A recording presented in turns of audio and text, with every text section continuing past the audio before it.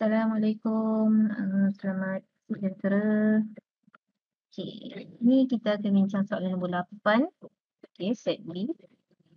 Sebelum cikgu beritahulah. Okey, untuk nombor 8 ni, pertama sekali kamu kena tahu kita sekarang ni membincangkan tentang soalan yang berkaitan dengan nisbah. Okey, nisbah. Dan sekarang ni dalam soalan dia bincangkan tentang nisbah kecekapan. Okey. Jadi sebenarnya di dalam penyata kewangan kita menggunakan nisbah asas.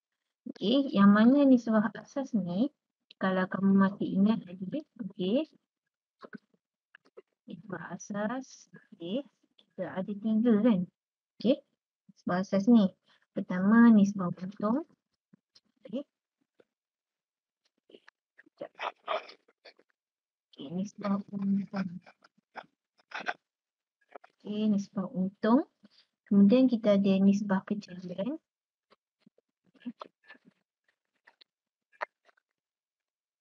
Ya, ada 3 lah. Jadi ingatlah ni. Okey. Dan juga satu lagi berkaitan dengan nisbah kecekapan. Okey. Jadi nisbah asas lah. Okey. Nisbah untung, nisbah kecairan dan juga nisbah kecekapan. Okey. Yang dekat sini, dekat 3 ni pula ada bahagian-bahagian dia lagi yang kamu kena ingat lah. Cuba rujuk balik nota yang sebelum ni. Okey. Jadi untuk cari nisbah asas yang ni lah 3 ni. Okey. Yang kamu kena ingat. Nisbah untung, nisbah kecairan, nisbah kecekapan. Okey. Kemudian kita tengok yang seterusnya. Okey, soalan ni. Okey. Sekarang ni dia tanya tentang nisbah kecekapan. Okey. Dalam soalan tu ditanya tentang nisbah kecekapan. Okey, dan dia beri pada kamu jawapan dia terus. Okey. Dia terus beri jawapan pada kamu. Jadi dekat sini dia siap bagilah peratus margin untung bersih tu berapa, pulangan atas modal berapa, pusing ganti stok, pusing ganti aset, nisbah semasa. Okey, dan soalan ni adalah berkaitan dengan nisbah kecekapan. Okey, jadi nisbah kecekapan terbahagi kepada 2. Okey, terbahagi kepada 2. Iaitu pusing ganti stok. Okey, kita tulis sikit. Pusing ganti stok. Okey, satu lagi adalah berkaitan dengan okey, satu lagi adalah pusing ganti aset. Okey, pusing ganti aset.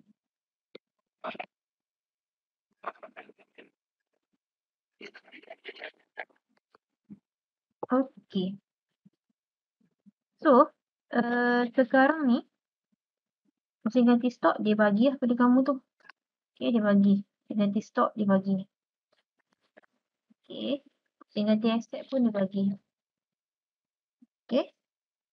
Sekarang ni kalau berkaitan dengan pusing ganti ni kita tengoklah berapa kali dia berpusing. Berapa kali pusing kan? Pusing maknanya berapa kali dia pusing. Kalau peratus persen, kalau nisbah 1. Okey, yang tu kamu boleh ingat Okey, sekarang ni dia suruh jelaskan nisbah kecekapan untuk kedua-dua buah syarikat tersebut. Jadi terangkanlah. Okey, yang pertama sebab dalam soalan okey dia tanya nama sahaja. Okey. So pertama kamu tengok dekat artikel. Yang kedua kamu tengok dekat extravaganza. Okey.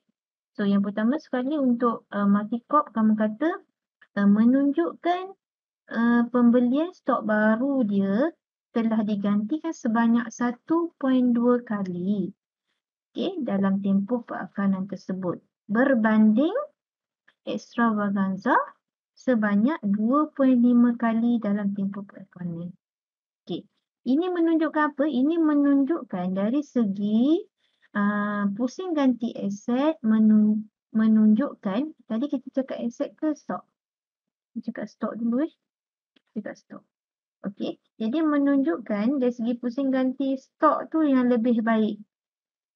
Siapa? Extravaganza lah. Okey, ganti stok dia. Stok pantas. Habis mudah mudah laku, cepat habis. Okey. Menunjukkan pusing ganti stok extravaganza adalah lebih baiklah. Okey. Sebab dia mampu menggantikan stok barunya lebih cepat berbanding dengan multi-corp.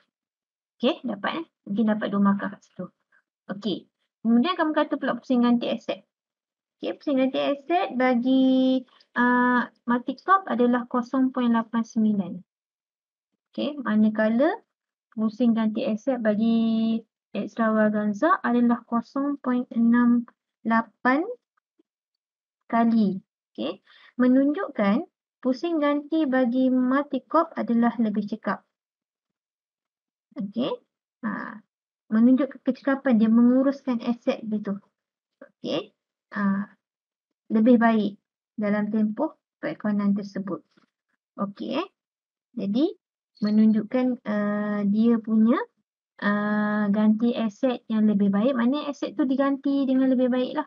Lebih cekap. Okey, dalam tempoh perekonomian. Okey, so yang ini multi-corp. Okey. So itu berkaitan dengan nisbah. Kena beritahu juga apa yang dimaksudkan pusing ganti stok ni. Maksudnya dia ukur dari segi kemampuan dia jual barang tu tadi dengan lebih baik lah. Okey. Manakala kalau pusing ganti aset, maknanya kemampuan syarikat tu menguruskan aset tu. Okey. Dari segi cekap menggunakan aset dia untuk menjana jualan. Okey. Jadi dia akan ambil kira dari segi pengurusan pusing ganti stok dan pusing ganti aset. Okey, jadi kat situ dah dapat 6 markah lah. Okey, sekiranya anda adalah pembekal alat ganti komputer, syarikat mana yang anda pilih untuk urus niaga secara kredit?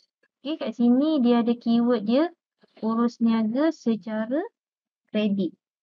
Okey, bila kata urus niaga secara kredit ni, okey, jadinya bermaksud hutang, pinjaman dengan syarikat.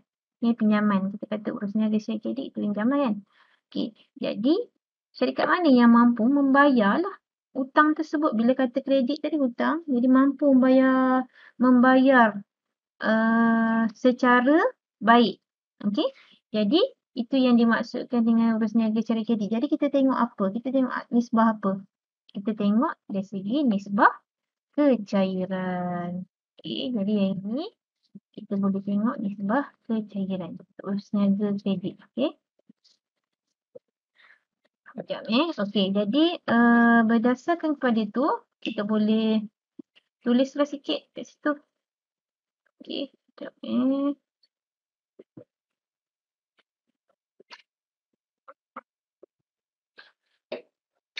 Okey. Jadi untuk urus niaga secara kredit, yang ini kita tengok kepada nisbah kecairan. Okey. Nisbah kecairan. Okay. Jadi bila kata nisbah kecairan, okay, bermaksud peniaga tersebut mampu mendapatkan tunai dan membayar hutang dalam tempoh yang singkat. So nisbah mana? So nisbah kecairan kita tengok kepada nisbah semasa. Okay, nisbah semasa. Kecairan tengok nisbah semasa lah. Okay, tengok nisbah semasa. Okay. Jadi sekarang ni, syarikat mana yang nisbah semasanya adalah lebih baik, yang lebih cekap? Okey. Jadi kita tengok dekat atas. Okey. Nisbah semasa Okey, jadi kita boleh tengok dekat situ yang mana. Okey. Sama ada extravaganza ataupun multi-corp. Okey. Jadi jawapan dia adalah extravaganza lah kan. Extravaganza 11.8 nisbah 1. Berbanding dengan multi-corp 9.3 nisbah 1. Okay. Jadi kemampuan extravaganza untuk membayar hutang lebih baik berbanding dengan multi-corp. Okey? Boleh Okey, jadi selain daripada kamu kata tadi multi-corp extravaganza lebih baik, jadi maknanya kamu kena beritahulah peratus bagi setiap RM1 tu berapa aset yang boleh dilaburkan untuk bayar hutang. Okey? Jadi kena beritahu berapa. Maknanya penggunaan data dekat atas tu maknanya membantu kamu menjawab soalan. Okey, boleh Okey, seterusnya C. Syarikat meningkat sesuai untuk tujuan pelaburan. Okay. Pelaburan. Jadi kalau kita nak tengok pelaburan, maknanya kita nak tengok dari segi apa? Dari segi mengukur pulangan peratus atas modalnya. Peratus pulangan atas modal. Okey? So, maknanya modal dia makin tinggi, maknanya makin banyaklah pulangan dia tu. Okey? Maknanya makin banyaklah pelaburan ataupun menunjukkan pelaburan yang lebih baik. Okey? Jadi, kita akan pilih untuk pelaburan tadi, kita tengok ni. Atas modal modal. Okey. Jadi, siapa? So, kita akan pilih multi-corp. Okay. Multi-corp lebih besar iaitu sebanyak 20.3 lebih tinggi berbanding extravaganza iaitu sebanyak 16.5%. Jadi itu menunjukkan pulangan atas setiap ringgit modal yang dilaburkan. Jadi nilai peratusan yang tinggi menunjukkan pelaburan yang lebih baik. Okey. So, boleh faham Jadi kena kenal pastilah apa yang dia nak. Dan kamu kena tahulah kalau dia cakap pasal nisbah kecekapan, tengok pada mana. Okey. Kalau dia cakap pasal urus niaga secara kredit, dia tengok nisbah semasa. Okey. Okey. Kalau dia tujuan pelaburan, so kita tengok modal lah.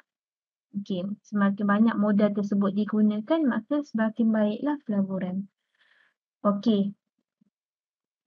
Boleh Jadi, untuk soalan A, B, C, soalan berapa soalan 8 ni. Sekiranya soalan begini keluar, cikgu harap kamu boleh dapat jawab lah. Okey, insyaAllah.